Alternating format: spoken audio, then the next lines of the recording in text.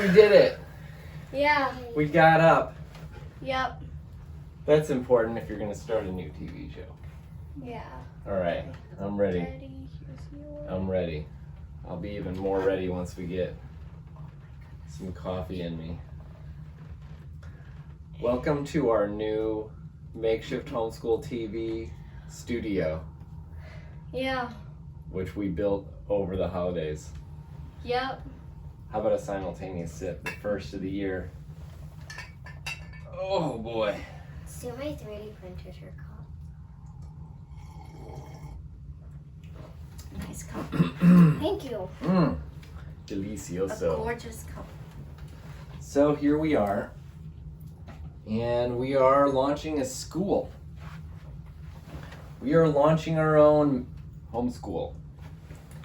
And we're gonna accept as many as up to 20 students, Mhm. right? Yeah. No more than 20. 20 students because we know we can do a really good job with 20 kids. So if We don't you, want to sacrifice quality. yeah, there's no sacrificing of quality because we really want to try to set a precedent for how we can do schooling better by focusing on building each kid's unique strengths and interests and using a project-based approach, really growing each kid's interest and excitement in what they're doing and teach them how to self-direct that energy to create something of value that they can then share with other young people. And we've already been doing that here in this house for 3-4 years. We've started doing that with about maybe 8 kids-ish. Mhm. But we want to make it official. So Yeah. we are still building an app, but now we want to have a virtual school of young people that are excited about what we're doing, parents that get what we're trying to do, really tailor the learning experience to their young person, and that can join us in building out this new approach.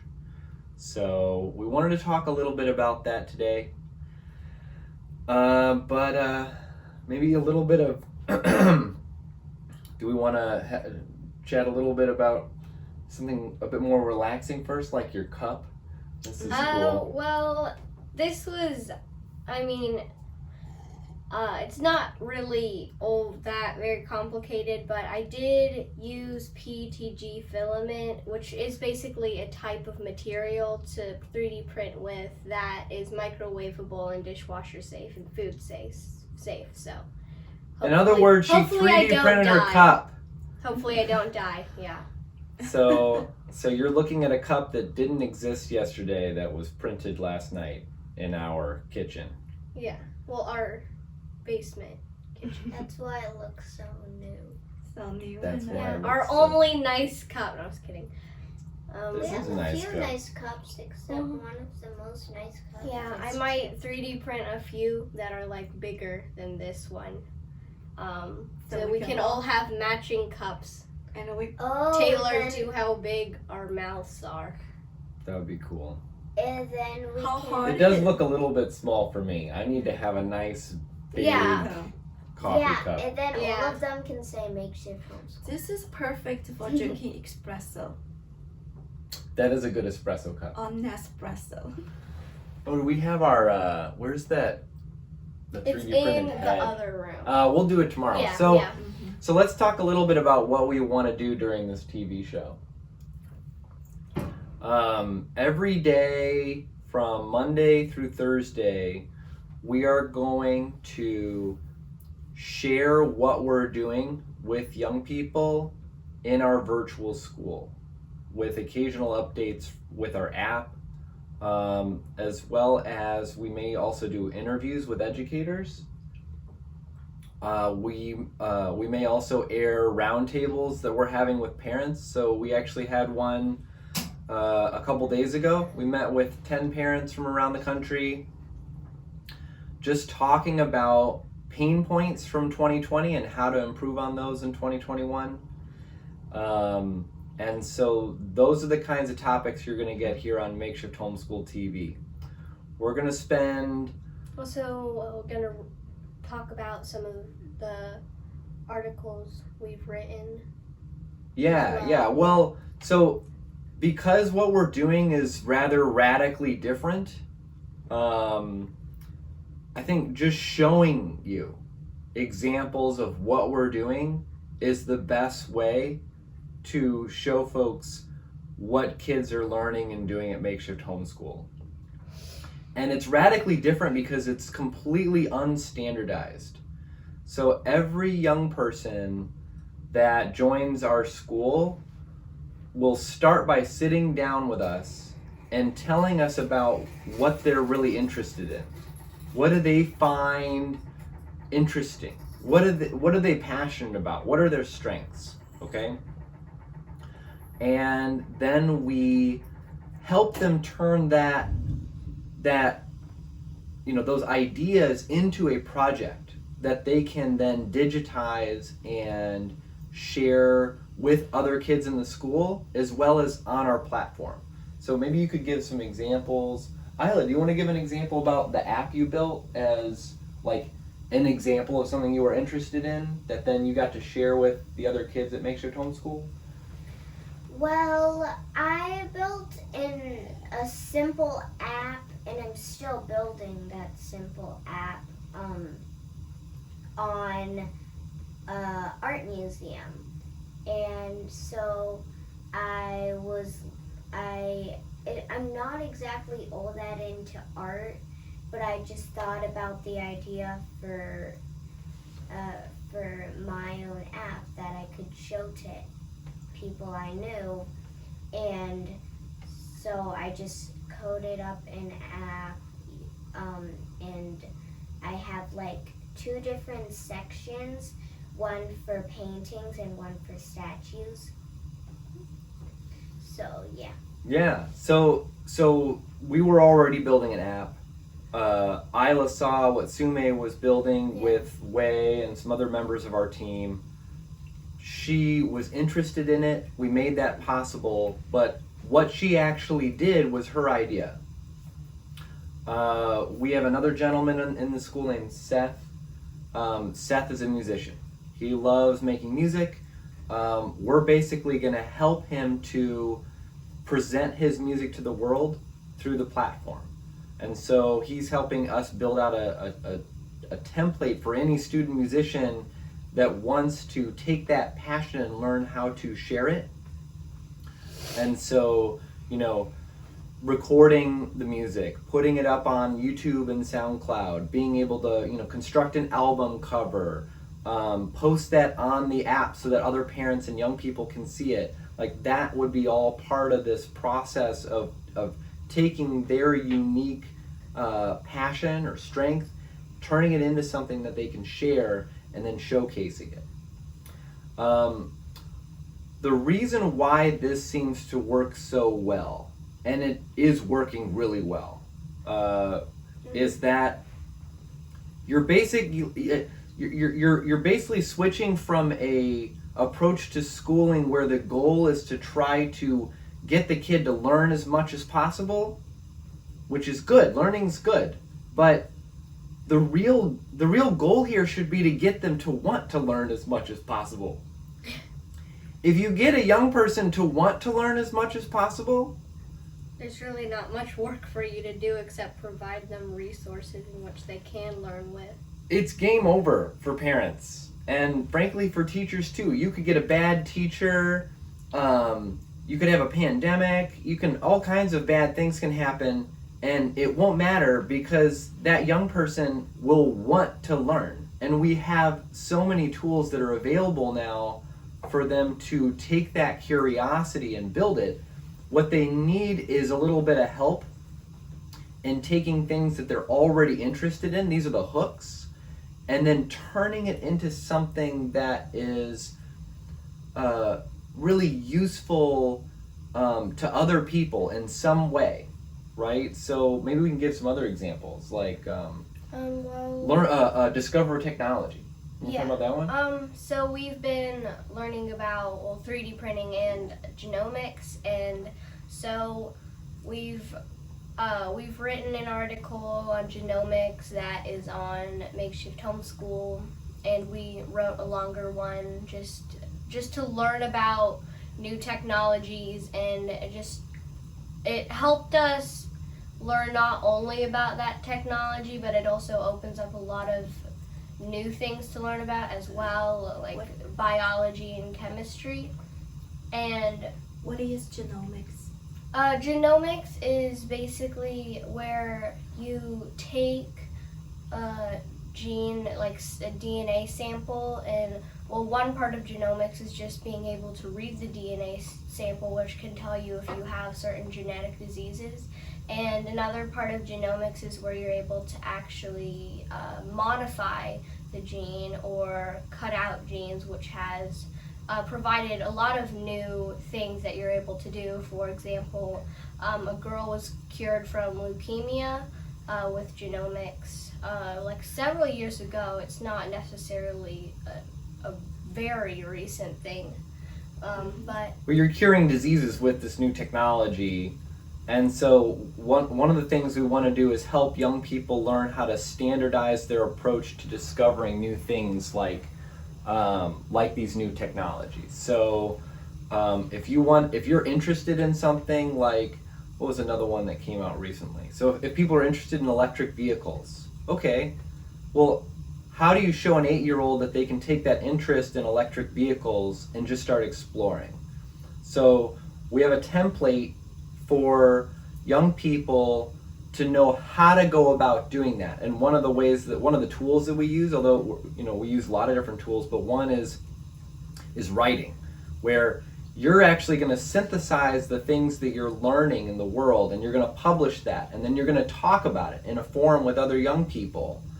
But you need to know what sorts of questions you're trying to answer. You need to know, what are the resources that you can go to help expand upon that curiosity.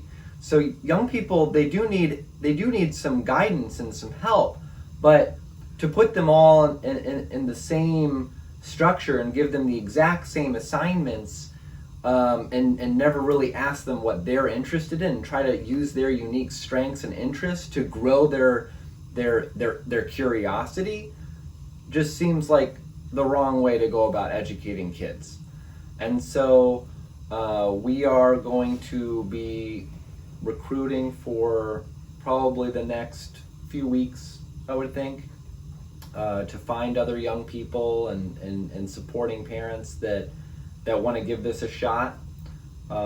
It's very flexible. Maybe we could talk about the schedule flexibility. I know that One thing I would like to add on to is that during this learning process, kids will learn how to do their own research to solve problems. Sometimes also in school, like you're supposed to write about a certain thing, and then they provide all these articles for you, but you don't really necessarily have to go through your own process of like finding your own resources. Yeah. And that's also very important, because when you're in real life and you're trying to research something, you're not always going to have the resources provided for you. Right. Yeah. You kind of have to teach young people how to actually go out and use these tools themselves, instead of always putting them in such a structured environment that it's basically not reflecting reality. Young people need to learn how to curate information, because we have to find the valuable information from noises. Yeah. There's so many things that we want to talk about with this that I feel like I'm bursting out with things that I want to say. But that's why we made a TV show. Yeah. It's a series. Yeah, so we can just keep going. Yeah. We'll do Monday through Thursday, 7:30 a.m. Eastern time. and we'll be sharing real projects by real kids that were really driven from their own interests and strengths that we're sharing on this platform. So if you're looking for creative learning ideas for your young people, And if you're interested, you can sign up through makeshifthomeschool.com. thank you. It'd be good to know how to do that. Yeah. Yeah. It's like, I want to sign up, but I don't know how. Yeah, you can also reach out to me directly if you want at joe@wequil.com, joe@wequil.com. So we're doing free consultations with parents and their young people to find out if this is something that is a good fit for them, that's giving them what they want. We really only want folks that want to give this a shot and want to jump in with both feet. So you're either really passionate about giving your kids the opportunity to follow their own interests and strengths to create things of value for the world, or not. And there isn't a ton of middle ground, but we are happy to discuss what we're providing, and then also we'll set this up. We're not sure on pricing yet. Frankly, we're not really concerned about money. We just want to make sure that anybody that is participating has some skin in the game. But it will be a cancel anytime, very flexible schedule, which I think is particularly important for parents, Yeah. right? What do you mean by flexible schedule? So because this is project based, Mm-hmm. there's only two things that are really scheduled. Mm-hmm. One is that every week we're going to have all the young people that completed a project jump on a Zoom call and present their work to the rest of the school. Which is also something we provide it's public speaking as well, just where you're able to share your project and present it to other people. This is huge. I don't know why this doesn't happen more in traditional schools is beyond me. Kids should have opportunities to teach other kids. It's one of the best ways for them to learn and internalize whatever it is that they've been researching or creating. And so every week we're giving young people a forum to do that with other kids in the school. We're also big on sharing in a safe way with the world. So we're going to be taking these meetings and sharing them on our YouTube channel. With an opportunity for parents or kids after they review the video, if they don't want it in there, then we can just cut them out very easily. So there's definitely like a filter and steps along the way where parents and young people have an opportunity to control what the world sees. But we really want that experience for young people, because just like we're doing this with our young people, having them watch Froen Girls and seeing how they're communicating really help them with their public communication, and help them to think on their feet, and these skills that we don't know exactly what jobs are going to be out there 10, 15, 20 years from now, but we do know that you're going to still need to think on your feet, and you're going to need to know how to speak publicly, right? And you're going to need to know how to think critically, and you're going to need to know how to communicate, and if you know how to teach other people, you're going to learn faster too. So that never changes, right? So we're just building that right into the school. So back to like the two things that are structured. One is this weekly call with all the students sharing what it is that they created. And then the second one is we do a consultation with kids that are in this virtual school every time that they complete and want to start a new project. So what we found is the real challenge for young folks, besides often not having the opportunity or having anybody even ask them what they're interested in, is how do you take those passions, those interests, those strengths, and help them channel it into something of value for other people.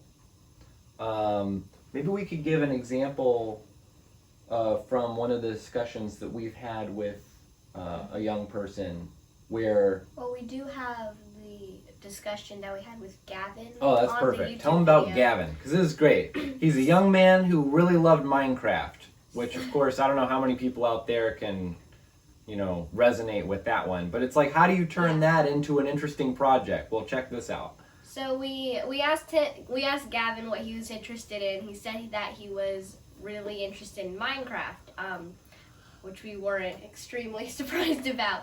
But I like Minecraft. But then we asked him.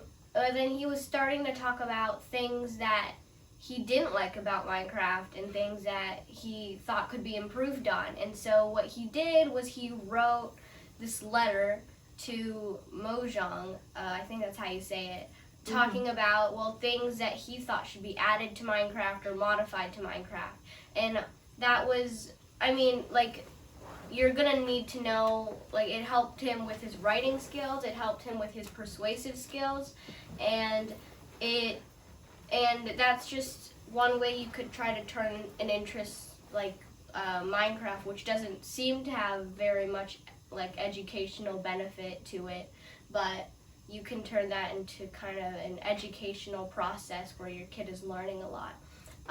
It was great. And then we published it up on our website, so he was able to share it with his family and get positive feedback. He even added a little copyright at the bottom. I mean, he, from my understanding, he hadn't really written a lot before, but when we asked him what he liked about Minecraft, he had all these issues with it. Even though he liked Minecraft, he was like, yeah, but there's all these problems. There's all these things they need to change. They need to, add this. And he wanted to be able to build cars and stuff in it. He's like, come on, I want to do more than just build houses and castles. So we said, great. And so while we're on the call, Sume is whooping up a Google Doc and shipping it over to him and help him outline how he can structure this letter. Mm-hmm. I mean, you want to talk about empowering a young person. I mean, he was ready to send this off to the CEO to, get his butt in gear to try to fix this thing. Come on, right? So that's something that we've gotten rather good at is talking to young people and helping them, one, feel like their interests matter, because most of the time young people go off to school and there's 30 other kids in their class and they never get asked what they want to do, right? Because they have to standardize the curriculum and they have to know how to rank order the kids, because God forbid we don't know which kid, knows slightly more algebra than another kid. We can't have that, right? It's more important that they all do the same thing so we can compare them all. Well, kids aren't, cookie cutters. Kids are unique people with the ability to create and do amazing things, right? So we want to empower them to do that. And we're really excited about it because it's so much fun finding out what they're curious about. Mm-hmm. So, but what they need help with is being able to turn those interests into a project and just a little bit of help polishing it up, right? Help them to make it so that they can then present it to other young people, and then we share it on our platform so that they can share it with their family and friends, and then they get positive reinforcement from that, right? They get, their aunt being like, hey, this is a really cool thing that you made. Oh, wow, I didn't know you could do that. I didn't know you were interested in this, right? Mm-hmm. So they get that positive reinforcement. Then they come back and they're like, I'm ready for the next thing. So each student has their own profile on our website, where we showcase all the projects that they've made, making it really easy for people to find what they've done and for them themselves to actually go back and see all these things that they created. Also, Gavin was 8. Gavin's 8. Yeah. Mm-hmm. Right, what did I say? You didn't mention his age. Oh, yeah. Yeah. 8. Okay, an 8-year-old boy Because at first when we started doing this with our daughters, everybody's like, oh, that's just girls. Girls, they do that. I was just like, what is this? So we started actively recruiting young boys, including Benjamin, who... Yeah. Tell him about Benjamin Flutter. Actually, Yeah. Isla, do you want to tell the story about Benjamin Flutter and waking up Also, at 5 the a.m.? first thing that... Let Isla okay, go. okay. Come on, Isla. Let's do it. So She has to learn public speaking, too. Benjamin went on vacation to California. Nice and loud, sweetie. California. Practice that public speaking. Nice So and loud. Benjamin went on vacation to California. Who is Benjamin? How do we know Benjamin? How is he associated with Makeshift Homeschool? Benjamin is our neighbor, just down the road, and he has been writing articles and helping to code some things for the app. Mm-hmm. And so he went on vacation to California, and when me and Sume were having our Flutter class, he just jumped right on in on a Zoom call at 5 a.m. and woke up at 5 a.m. Multiple days in a row. Multiple days in The whole a row vacation. on vacation. And on Christmas Day, he was He was asking me to do Flutter, yeah. It's like, hey, can we work on our apps? It's Christmas. Come on, let's go. That's the difference. So I was talking to my dentist the other day. It was like I went 6 months without going to a dentist. It was rough. It was like during this pandemic. I finally show up, and she says, "Well, how's it going?" And I said, "Great. I think this is it's definitely been hard in some ways, but in other ways, this has been the best year of my life." And I asked her if she had kids. She said, "No, thank God I don't have kids, because I don't know what I'd do if I was trying to work and I had kids running around." And the way that, and we talk to a lot of parents, the way that other parents communicate to us the struggles that they've been having during 2020, I don't even understand anymore. It's like a foreign world to me. I never have to ask my kids to work. I never have to ask them to focus. I don't have to ask them to try to learn something. Every day I work, my wife works, we do our work, and then the kids are just in a habit now. They wake up and they think, well, what am I curious about? What do I want to learn about? What do I want to explore? What do I want to build? And as long as they're creating something of value that they can share with other people, then they just learn whatever they want. And they have been learning at least 10 times faster than they were ever learning in school. And it is so much fun. And I don't have to do anything except applaud them and just try to help not get in their way. So I think we act as mentors and facilitators. Mentors and facilitators is right. Yeah, during this this conference call we had with all these parents, that was one. Steve was his name. Yeah. We actually commissioned Steve to write an article for the Makeshift Homeschool blog, because we just thought that everything he was saying was so profound. But yeah, do you want to build on that? It was like, how did he communicate that? It was... He said the kids don't need to be taught. Just like any other people, kids needs to be mentored. Kids don't need to be taught, they need to be mentored. And they do need help They do need to learn the basic reading, writing, and arithmetic skills. And also, you can't just go write an article. You need to help them along the process of finding out what to write and how they would go about trying to structure it, because a kid who never necessarily written much before won't know how to do that, and which is why we have these calls with them to find out something they're interested in that they can write about, because when you're interested in something, then you're going to want to learn about it a lot more. But along the way, they'll need some guidance, right? What they're to. They need help seeing how their interests and strengths and passions can connect with the needs and pain points and interests of others. Right. That's the thing. They don't have the experience to know how their interests can be interesting to other people.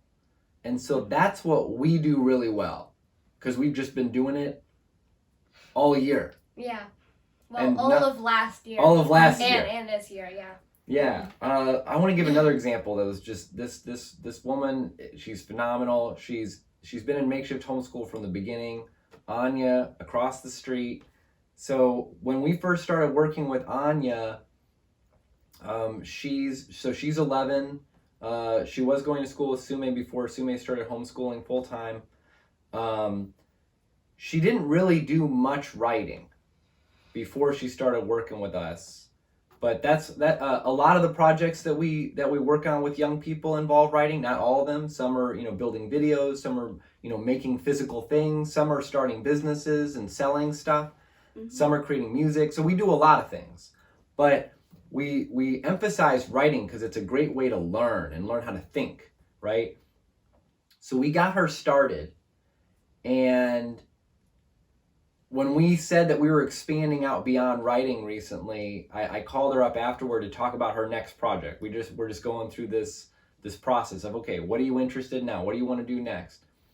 And she's probably written, I don't know, like 8, 9, 10 articles usually about history. She just loves history. Mm-hmm. And I was like, well, what do you want to do besides just writing? Is there any other things that you want to create? And she said, no, I just want to write. I just want to write about all kinds of stuff, but I do want to teach. Mm-hmm. So one of the things she's building out now is a template in Makeshift Homeschool to become a teacher. So if you want to become a teacher, but you're 8, 9, 10, 11, how do you do that, right? A lot of young people want to be teachers, but they don't necessarily know how to even start. So that's just one of 20 different kinds of templates that we want to hand to young people so they can just take it, run with it, right? Okay, what's your course, right? What are some of the learning objectives that you want to build, right? What's the curriculum you want to set up? If you want to charge, like, we're going to let kids teach kids. So if somebody wants to start their own virtual school and teach something that they've written about, preferably they have lessons already on Makeshift Homeschool to showcase that they actually know this stuff, that, they could set that up. Well, I mean, why not? A lot of the most interesting, successful people in the world just started trying to sell some skills when they were really little. Like Steve Jobs was out trying to issue equity in his new startup when he was like 10, right? So let him run with it, sure. But we can help facilitate that. So it's not just an idea. The kids already have the passion. They just need a little help knowing how to, take that and do something with it. So that's what we're going to do. That's what we're going to do every day.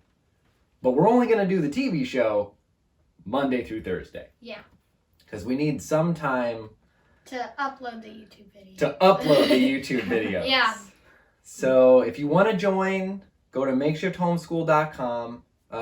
Go ahead. There's a request right there on the front page, so we can do a free consultation, tell you more about what we're doing.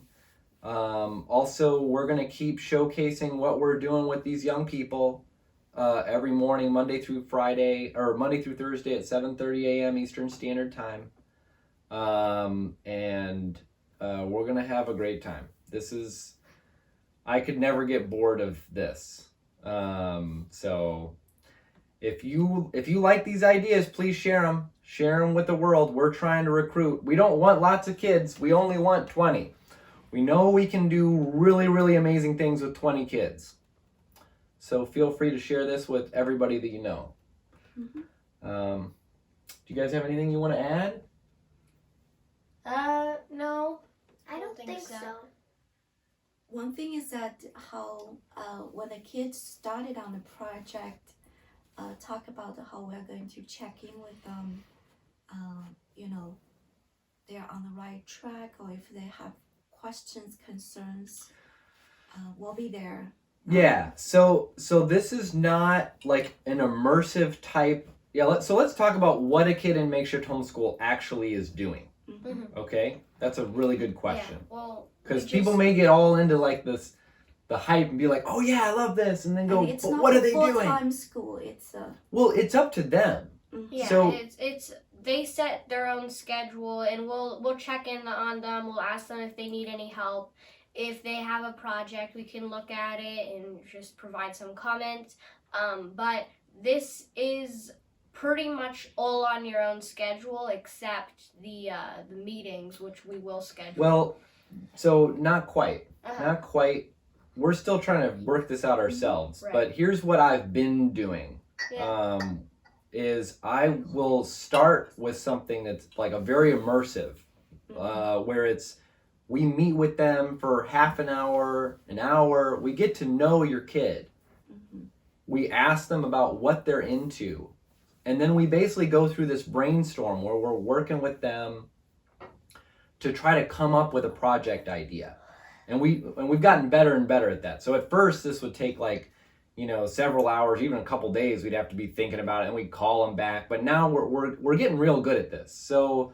So we start by coming up with that project, and we'll oftentimes even throw together a quick template for them.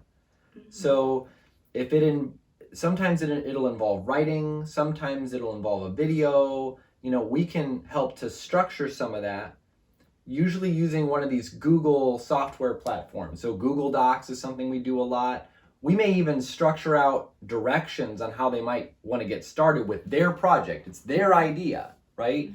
But we can structure that out, send that to them. And then in the Google Doc, we can actually be in the cloud at the same time. So we can see if they're writing or if they're creating on a Google slide, right? But we're not going to sit in front of your kids for 2 hours lecturing. We don't find that to be a very effective way to get them to want to learn. Well, we get them to want to learn by having a project that was their idea, right? And then we don't check in with them necessarily every day. I mean, part of what we're trying to do is come up with a process where they can reach out to us anytime, but we're not going to be pestering your kids. If you're pestering your kids to try to do something, you're doing it wrong. So I don't want to do it. yeah, you want to find something that they don't need to be pestered to do. That's kind of the point. So we're going to have all these young people on our Slack group, so that if they want to reach out, every kid will be paired with a student teacher. And at first, all the student teachers are going to be in this family, just because we want to make sure the quality is super, super high. And we have experience doing this. But they can reach out to us via Slack anytime. So if they need help with something, great. We want to facilitate with that. Otherwise, yeah, they're doing their project on their own time. They share with us when they think they're ready to present on this weekly conference call. We help them polish it up so that when they go up in front of these other young people, they have something that they're going to feel good about. Then they present this.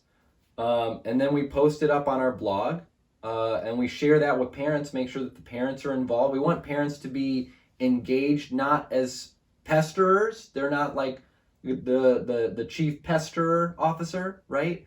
But they should help facilitate sharing it with their kids' friends. Share it with family. Share it on social media. Show them comments they're getting from people that they care about, right? The people in their lives that they care about, so they can get that sort of positive affirmation. And then we do our next immersive discussion with them to come up with that next project idea. After we do that 5 times or so, frankly, kids start getting it themselves. And we may not even need to have as many of these immersive conversations, because by then, guess what? They know what they're interested in. They know what they're passionate about, and they know how to start creating things for other people. They know how to write. They know how to make movies. They know how to do stand-ups. They know how to build stuff. They know how to start a business. They know how to communicate. And at that point, you just like let them run, and you're just like, wow, that's cool, ta-da. So, well, should we jump into another 20-minute long tangent? No. Sure. Woo! Yay! Okay, Can wrap up. let's wrap it up. We got work to do, so we got to go. But really excited about this. I couldn't be more excited. A year ago, I never imagined we'd be starting our own school, but frankly, I can't think of a better use of our time. This is a pain point that we want to help parents with today. So sign up now. We're ready to go. Let's do it.